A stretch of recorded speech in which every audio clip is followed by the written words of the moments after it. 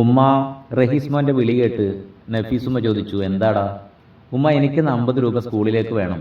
ഉപ്പാൻ്റെ കുപ്പാക്കീശയിൽ നിന്ന് എടുത്തോ. പാത്രം കഴുകുന്നതിനിടയിൽ നഫീസുമ്മ മറുപടി പറഞ്ഞു. ഐഷുമോൾക്ക് മൈലാഞ്ചി വാങ്ങാനും മിഠായി വാങ്ങാനും ഒക്കെ പൈസ ചോദിച്ച നഫീസുമ്മ ഇത് തന്നെയാണ് എന്നും മറുപടി പറയാൽ. എന്നാലും എന്താവശ്യം വന്നാലും കുട്ടികൾ ഉമ്മയോട് തന്നെ പതിവ് ചോദ്യം ആവർത്തിക്കും. അതാണ് ആ വീട്ടിലെ പതിവ്. ആഴ്ചയിൽ ഒരു ദിവസം ആണിയിൽ തൂക്കിയിട്ട സൈനുഖാൻ്റെ ഷർട്ടെടുത്ത് നഫീസത്ത അലക്കി തേച്ച് കുറച്ചു പൈസ അതിൽ നിക്ഷേപിച്ച് വീണ്ടും അതേ സ്ഥാനത്ത് തന്നെ കൊളുത്തിയിടും. 5 വർഷം മുന്നേ 6 കാൽ പല്ലക്കിലേക്ക് യാത്രയായി പോയ സൈനുഖാൻ്റെ ഓർമ്മക്ക് മുന്നിൽ വിധി തോറ്റുപോവുകയാണ്. അത്രമേൽ പ്രിയപ്പെട്ട ഒരു ഉപ്പച്ചിയും ഒരു ഭർത്താവും ആ വീട്ടിൽ പുനർജനിക്കുകയാണ്.